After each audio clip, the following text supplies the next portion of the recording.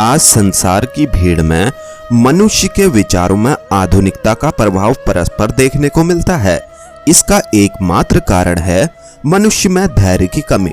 हमारी रोजमर्रा की जिंदगी में चाहे वह गृह कार्य हो या कार्यालय भोज, हमारे धैर्य में आत्मविश्वास बढ़ता जा रहा है, जिसके चलते हम अपनी मानवीय विचारधारा खोते जा रहे हैं।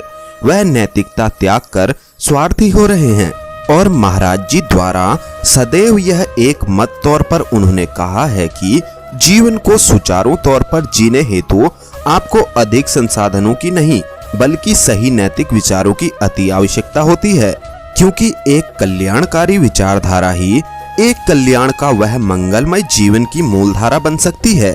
और महाराज जी कहते हैं कि अधेड़ की अवस्था में मनुष्य अपना संपूर्ण विवेक खो देता है तथा कई अन्य महत्वपूर्ण कार्यों को अंजाम देता है, जिससे वह समाज में कई लोगों के समक्ष सम्मान तो होता ही है, इसके साथ साथ कई लोगों से दुर्भाग्य को भी इज्जत करता है, जिससे उसका कोई भी कार्य जीवन में नहीं बनता और वह ईश्वर को कोसने से बाज नहीं आता। यह बात तो वही होगी कि गलती भी अपनी और दोष भी ईश्वर को देना। अब ऐसी स्थिति में आपको क्या करना है? जब भी आप चाहे अनचाहे किसी विवाद में फंसते हैं तो आपको एक चमत्कारी आदत अपनानी है।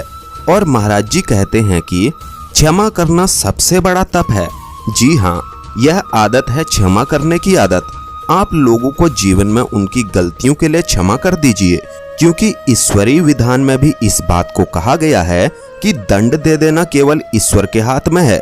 मनुष्य केवल यह कर सकता है कि वह अपने जितने भी विरोधी हैं उनको क्षमा कर दे, दिल से क्षमा कर दे। और जो भी न्यायपूर्ण कार्य है, जो भी न्याय की व्यवस्था है, वह ईश्वर के हाथों में छोड़ दीजिए। आप पाएंगे कि आपके मन का बोझ हल्का होकर ईश्वर के पास में चला जाएगा। और जो भी सजा या न्याय है वह ईश्वर स्वयं देंगे, लेकिन आपका मन अवश्य हल्का हो जाएगा। तो आपको दूसरों को क्षमा करना है। यह आदत अवश्य मुश्किल तो है, परंतु जीवन में कल्याणकारी भी है। जब आप किसी को क्षमा करते हैं तो आपका समाज में सम्मान तो बढ़ता ही है, इसके साथ साथ लोगों से सौभाग्य भी प्राप्त होता है और लोगों से दुआएं मिलती है।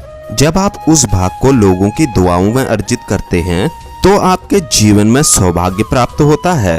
यानी कि आप यह समझ ही नहीं पाएंगे कि सौभाग्यपूर्ण इतनी सारी सूचनाएं आपको चारों दिशाओं से प्राप्त होगी। आपको ऐसा लगेगा कि जीवन में आपके एक नए प्रकाश का उदय हो रहा है। आपको दुर्लभ से दुर्लभ कार्यों में भी स्वतः ही सफलता मिलनी शुरू हो जाएगी।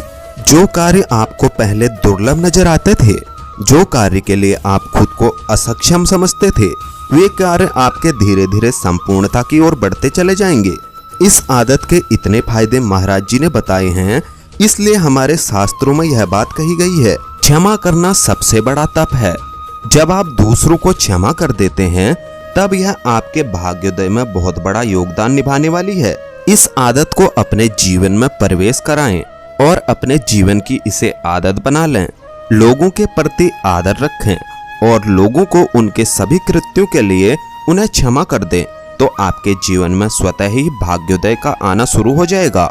बस यही आज का ज्ञान था कि अपने जीवन में सभी को क्षमा करें और अपने जीवन में आगे बढ़ें। हमारी और भी इसी तरह की वीडियो देखने के लिए चैनल को सब्सक्राइब जरूर कर लीजिएगा।